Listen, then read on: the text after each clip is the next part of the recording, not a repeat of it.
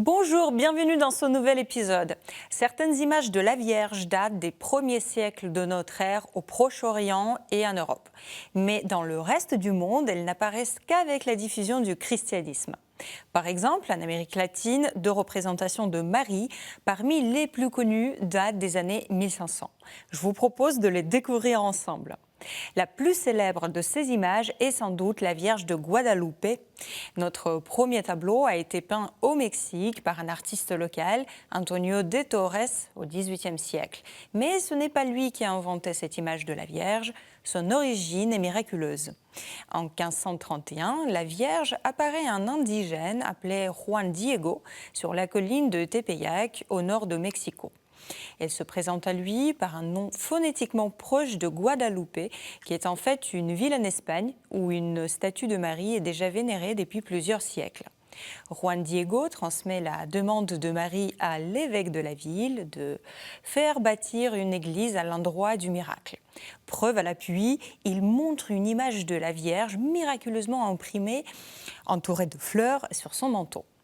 Retour au XVIIIe siècle. Notre peintre reproduit donc cette image miraculeuse, un peu comme les artistes européens qui copiaient le visage du Christ du suaire de Sainte Véronique.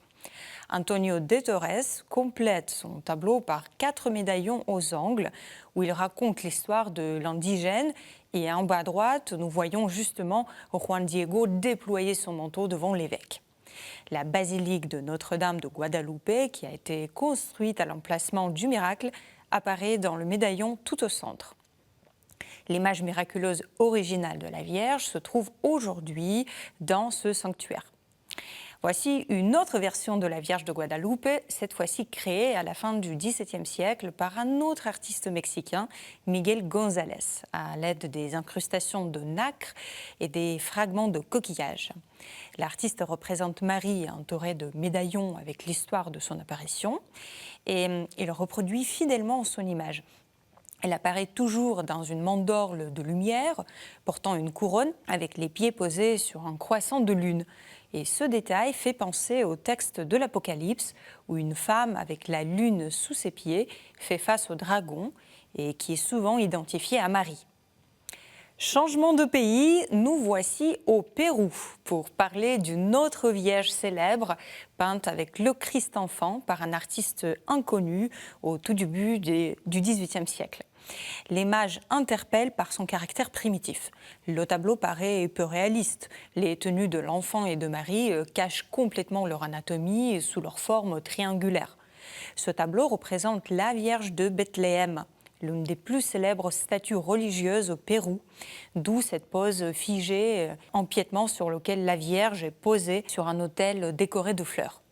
Une légende du XVIe siècle raconte que des pêcheurs trouvent une boîte au bord d'un lac qu'ils ouvrent pour découvrir à l'intérieur la sculpture de Marie avec Jésus, avec une note qui destine cette Vierge de Bethléem, tel était son nom, à la capitale, la ville de Cusco. L'église où la sculpture a été placée a pris le nom de Notre-Dame de Belén, c'est-à-dire de Bethléem. Elle est portée tous les ans depuis son église à la cathédrale de Cusco pendant une fête très importante du Corpus Christi.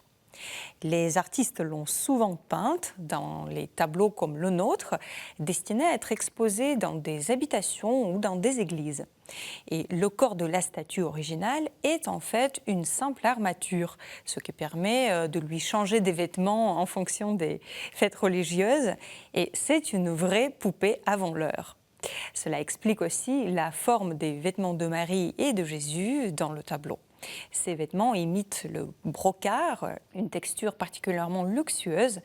Pour créer cet effet, le peintre utilise une technique spécifique, appréciée par les artistes de l'école locale, qui consiste à appliquer la feuille d'or directement à la surface de la toile pour imiter la broderie.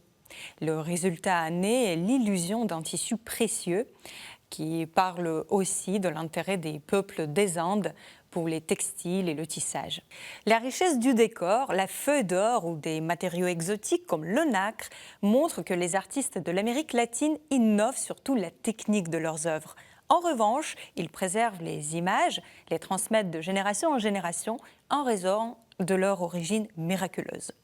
Je vous remercie de nous avoir suivis aujourd'hui. N'hésitez pas à partager cette émission à partir du site ktotv.com ou à partir des réseaux sociaux et je vous retrouve la semaine prochaine.